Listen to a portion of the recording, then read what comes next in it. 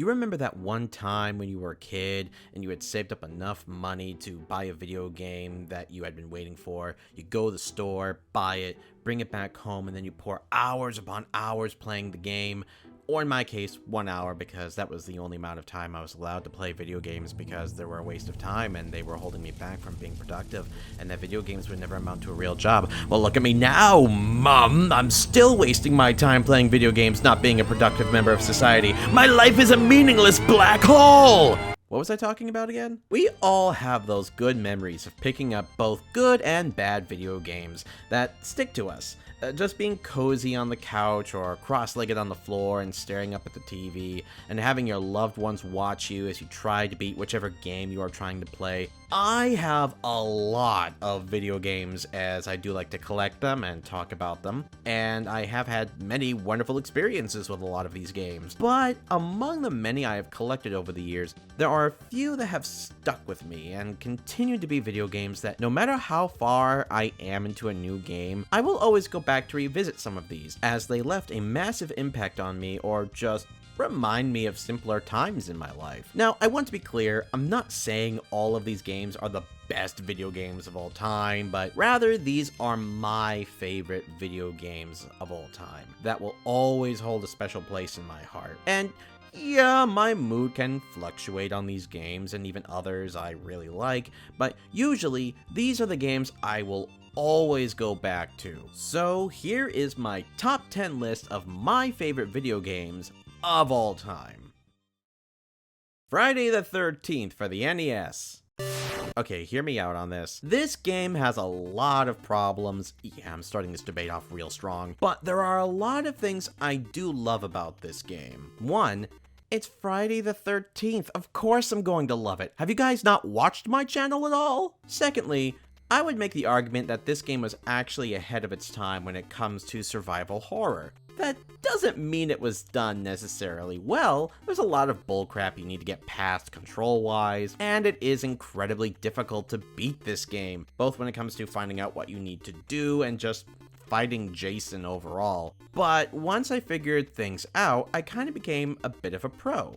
Lighting the fireplaces, looking for clues that will lead you to better weapons to fight Jason, and just getting good at dodging and planning when I would need to be defensive and when was the best time to unleash hell on Jason and send him back to his grave. I also found out about this game through the Angry Video Game Nerd, which is the first video I ever watched of his. And if it wasn't for him and this video game, I wouldn't have found my inspiration to start my channel, so definitely an important part of my life. Have you ever wanted to know what Kung Fu Panda would be like if it was ever made by that edgy emo kid in your classroom? No? Just me? Well, okay then, this is what you would get!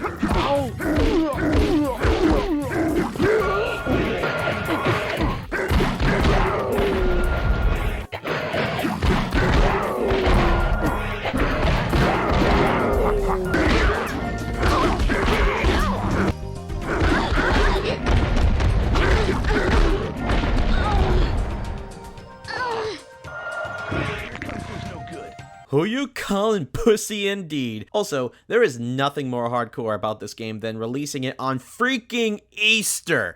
Who asked for that? Is Jesus a bloody fan of tigers who do kung fu? It is very good. Tai-Fu is a very simple game to play, as well as enjoy. You play as Tai-Fu, the edgy kung fu tiger, who basically goes all over China learning new fighting techniques from different animals so that he can get revenge towards the Dragon Master for killing his family and the rest of the Tiger Clan. It's a simple linear beat-em-up game where as you progress through the game, you learn all types of different attacks, and when I first played this game, I felt a little grown up in some ways because, jeez, you can literally throw animals into fire and have them burn. Every attack has blood spurting out. You can throw fucking spikes at your enemies and blood literally is just gushing out everywhere. T for teen, people! One other thing I want to mention is the freaking soundtrack, cause God, this still hits after several years.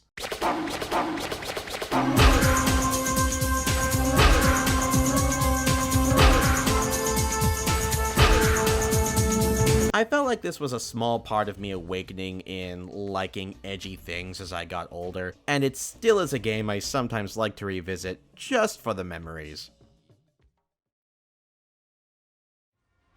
Dragon's Dogma came to me during the height of my collecting for the Nintendo Switch. Yes, I was very late to the game to, well, play this game, as it originally came out during the PS3 and Xbox 360 era. Dragon's Dogma is if you made a Western fantasy RPG and smushed it with Monster Hunter, which makes sense since it was made by Capcom. You are the Arisen, a person who had his heart stolen by a dragon by doing a reverse dragon heart. Shout out to all of those who know this bloody movie. I am the last one! And it's your job to save the kingdom from all the monsters that are now plaguing the land, and to kill the dragon once and for all. It is an incredibly epic and thrilling game to play, just being able to just latch yourself to a monster and beat the shit out of it. A pretty decent character customizer, and a really fun and detailed class system. Yeah, the story is relatively simple, and other than you being the Arisen and having a connection with the dragon, there really isn't much to your character, or really any of the other characters. There is a bit of a twist at the end, which I will not spoil, but at its bare bones, it's basically a semi-open world fantasy RPG where you attack goblins, highwaymen, cult members, and zombies out of freaking Resident Evil. And of course, lots and lots of monsters. The fun of this game definitely comes from the thrill of you and your party fighting the monsters though, but man, it is an incredibly exciting time once you get into it. Assassin's Creed Origin is the best game in the Assassin's Creed franchise. Okay, quiet down guys, come on, we can all be friends here. Who brought the tomato wagon? FBI, open up! Oh shit! Okay, that's just me giving a hot take, and personally, I think all the Assassin's Creed games have a lot to offer in their own unique ways. AC Origins is the game that got me into the franchise because, I'll be honest, I mostly hate stealth games, but playing this made me want to play the others, and I honestly fell in love with a lot of the old school games that are more stealth focused. Yes, this is where a lot of older AC fans say that the franchise went downhill, but when was it ever on a hill? Again with the tomatoes! Jokes aside, Origins for me hits the sweet spot of being able to be a stealthy assassin as well as a badass warrior. Traversing ancient Egypt is such a thrill, and sometimes I just catch myself roaming around the map just because of how gorgeous the game looks and how fun it is to stumble upon something. Roaming the desert, climbing the pyramids, sailing on the Nile, fighting evil cultists, all the while you're on a story of revenge for the death of your son. For me, there is so much I love about this game where, I'm sorry purists, that to this day it still remains my favorite Assassin's Creed title, and one of my favorite games, period. AC Valhalla can fuck off though, we can all agree that game is bad. Why the tomatoes again? So, I'm not sure how Elder Scrolls fans will feel about this one being on my list compared to Skyrim, but Oblivion is better than Skyrim. Yeah, I said it, fuck you! This wasn't the first fantasy game I played, but it was the first open world fantasy RPG that I played. And I have so much love and appreciation for this game and the journey it sent me on. The world of Oblivion is lush and beautiful. I love the character creation and how much you can put into your character to create that unique build you're looking for, or something absolutely batshit insane. No. Yes.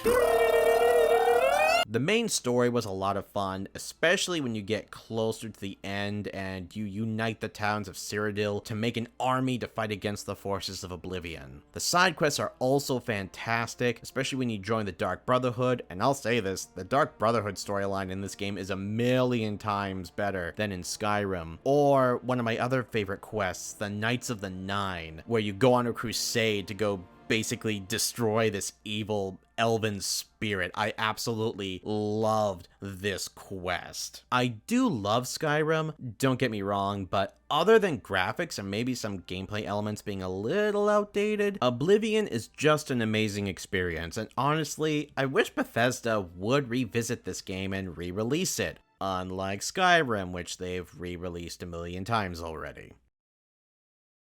Star Wars Knights of the Old Republic is not only a fantastic RPG and Star Wars game, it's arguably better than most of the Star Wars movies and TV shows, period. Jeez, I'm very antagonistic today. I really should seek some help. There is so much to unpack with this game when it comes down to its story and the gameplay. This game felt like you were playing an actual Star Wars movie. A very long Star Wars movie, mind you, but still pretty darn solid. You are a mercenary hired by the Republic to protect Jedi Bastila Shan against the Sith, as she has the powers of battle meditation and can turn the tide of any war for whichever side she's fighting for. Eventually, you get heavily involved with the war, become a Jedi, and discover that the Sith have an ancient weapon, and the only way to find it is by exploring the galaxy, finding the maps that will lead you to this weapon that were basically laid down in visions by Darth Revan and Darth Malak. Playing Knights of the Old Republic was the only time I was ever okay with turn-based combat because it kept things cinematic and cool with the animations, but also kept things in real time so you were still in control of the action and your party. Exploring the worlds of Star Wars like Kashyyyk for the first time before Star Wars Episode 3 came out was so much fun, and my particularly favorite planet, Korriban, the homeworld of the Sith, where you have to go undercover as a Sith to find one of the 4 pieces of a star map to find the Star Forge while flying your starship in the Star Wars. Jeez, that's a lot of star words. Then there's the overall story, which, like I said, is arguably better than most of the movies and shows. I love the progression, the side stories, your companion stories, the twist, which had my jaw drop on the floor when I first played. This game is not just one of the best Star Wars games of all time, it is one of the best RPGs of all time. And even if you're not a fan of Star Wars, I highly recommend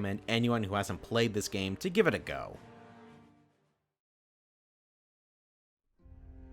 Alright, I have talked endlessly about the Souls franchise in my last 2 videos. How it helped me through my depression, how I think it's a fantastic game franchise, how the mechanics are great, the scope of the games, etc, etc. However, I don't think I've said which particular Souls game by From Software is my favorite. For me, that privilege goes to Dark Souls 3 in my opinion. Dark Souls 3 I personally think is a great culmination of the franchise as a whole, from Demon Souls, the previous Dark Souls games, and even Bloodborne. Dark Souls 3 takes a lot of the great elements of the previous games and makes it into a fantastic experience of witnessing this world come to an end as the fire is finally on its last leg before the Age of Darkness consumes everything. The bosses are fantastic and arguably my favorites in any video game. The characters you meet along the way are incredibly memorable, along with their journeys. My favorite story to this day is Sigvard's quest, especially because if you complete his quest to the end, he will help you with fighting Yorm the Giant, and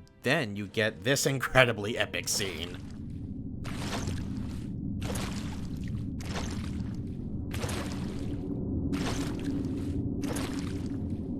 Yorm, old friend. I, Sigvard of the Knights of Katarina, have come to uphold my promise. Let the sun shine upon this Lord of Cinder. You've made my goosebumps have goosebumps. The combat is still that classic Dark Souls, but now with a little bit of Bloodborne added into the mix for speed and the need to be aggressive as well as defensive. Dark Souls 3 honestly left me dumbfounded by the end after making my way all through for the first time, and if it wasn't for nostalgia purposes, I'd make the argument this would potentially be my favorite out of the next top 3. Before I get into why I love this game, Capcom, remake this fucking game already! Take a break from the zombies and make some dinos! Dino Crisis is, yeah, basically Resident Evil with dinosaurs, but it's also a little bit more too. Even though both Dino Crisis and Resident Evil 3 were being made at the same time and got released the same year, Dino Crisis did get released a few months before before Resident Evil 3, and honestly showcased what a more action-adventure type of Resident Evil could look like. It still falls under the category of survival horror with conserving ammo, medical supplies, and such, but with the types of weapons it gives you, along with the fact that everything is just a tad bit more faster in pacing when it comes to the action and the overall story. This definitely was the beginning of Capcom going in the direction of action over horror. Do not get me wrong though, there are still plenty of jump scares and tense moments throughout this game to make you punch your TV monitor out of fear. I still remember sitting on the couch watching my two brothers play this game, and the first time we ever see the T-Rex as he crashes through the window, my oldest brother scared the absolute shit out of me. I swear, I think both my body and my soul went extinct that day. Resident Evil may hold a lot more value, have a much bigger fan base than Dino Crisis, and overall better quality. For the most part, but I do think Dino Crisis still has a lot to offer in terms of its action, story, scares, characters, and overall gameplay, that I think it would be foolish for Capcom to not revisit this franchise sometime soon, whether or not it's with a remake or a potential sequel. I remember when I first discovered Champions of Norrath, it was arguably the first game I saw in a video game catalog where I looked at it and said, I want that. I loved what the screenshots showed of gameplay, and I particularly loved the CG work of the game, portraying the epic battles against orcs, goblins, spiders, and teenage hormones. Shut up, I was a teenage boy and very interested in the female anatomy. Eventually, when I got the game, I was not prepared for the adventure I was about to have. The beginning of this game in particular felt like I was playing The Lord of the Rings. The opening was epic and calling out heroes to battle for the land of Norrath, fighting both on the tops of the trees and on the forest floor with the elves. Fighting for their home was incredible, and then you get to dungeon exploration, discovering treasures, loot, new armors and weapon sets, and all along the way making your character stronger and giving them amazing new abilities. When I first started playing, I wanted to be the Wood Elf because it reminded me of Legolas, who at the time was my favorite Lord of the Rings character, until I realized my true calling to be the Dark Elf because I'm a creature of the night and I love to party with the dead. This game will always be in my overall favorite action role-playing fantasy games list. I know it was highly inspired by games like Diablo, but I still consider it to be a classic in some regards with its own merits.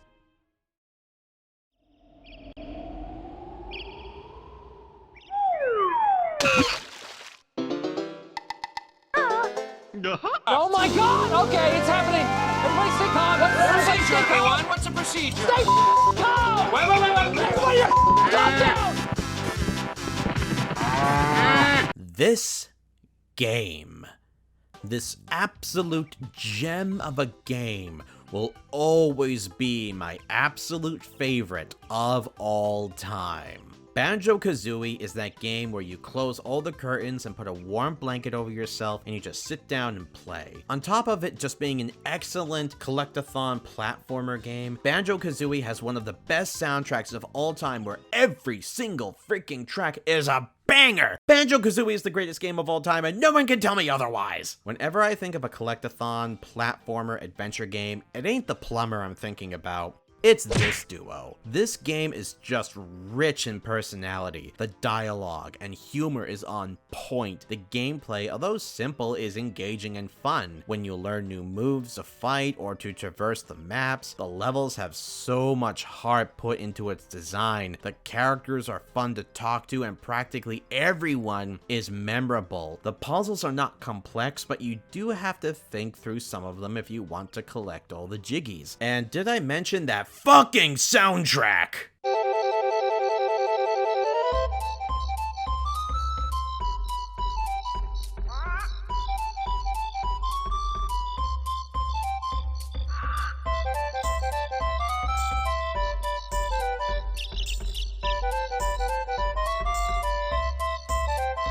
I still find myself humming the Click Clockwood theme. I know there are games that some people can technically say are better than Banjo-Kazooie, and you have every right to your wrong opinion, but this is the game that my family loved to sit around and watch me play as I went around and discovered all the jiggies, finding the music notes and jinjos, discovering the cheats. This is the game that made me fall in love with video games. These games are all incredible in their own rights, and even though I have many other games that hold great memories in my heart, it was these video games in one way or another that shaped not just my childhood, but even a bit of my adulthood as well. There definitely are better games out there, but the memories of sitting in front of the TV with my friends, family, and nowadays my own children, it's these games where I love to experience good stories, fun gameplay, and all sorts of shenanigans. Oh, that's why they call it that. So tell me, is my list good? Awful? What games are your favorites, and whether they are popular or not, good or not so good? Let me know in the comments, as I love to see people's opinions on this kind of stuff. As always, this is Ned Burry, and don't you dare go hollow. And remember, Assassin's Creed Origins is the best Assassin's Creed game. Wait, what's that noise? Is that a nuke? What the fuck? Oh my god, it's my face! Hi everyone. It's been a very long time since I've actually shown my actual face here on the channel. A lot of stuff has happened over the last few years. An actual update video will come along very soon, but I just wanted to give like a few, just a quick, like, big thank yous to everyone who's still been supporting the channel, watching my videos, and so on and so forth. And I just wanted to give a quick reminder about the Patreon, to make sure and go ahead and check that out. I've done a lot of refurbishing, so to speak, with it. Basically, the channel is coming back. I am planning on coming back, and I do have some good plans coming along for the channel, as well as like a few other things. And I also wanted to ask for your help in something. So I have recently participated in this competition. It's called Face of Horror. Basically, I would be able to be in a horror magazine. I would be quote-unquote killed by Kane Hodder, who is very famous in the horror community. He played Jason Voorhees in 4 of the Friday the 13th films. And on top of that, I would also be able to win $13,000, which would be pretty freaking amazing. But I need your guys' help, because it's basically a popularity contest, and I need you guys to vote for me. I will put a link in the description below, and I will keep you guys updated on that if I do wind up winning or if I do wind up losing. I have actually won several rounds, but I am now in the quarterfinals, and I am not doing so hot at the moment. So I need you guys to help me in voting. So, like I said, go ahead and click on the link below. Vote the heck out for me. And if you guys do, I would be very thankful. If you don't, well, I mean, thank you for considering anyway. So, but anyways, thank you so much for watching this video. Thank you for watching all of my other previous videos, just keeping up with the channel and everything. I'll see you guys in future videos. Take care.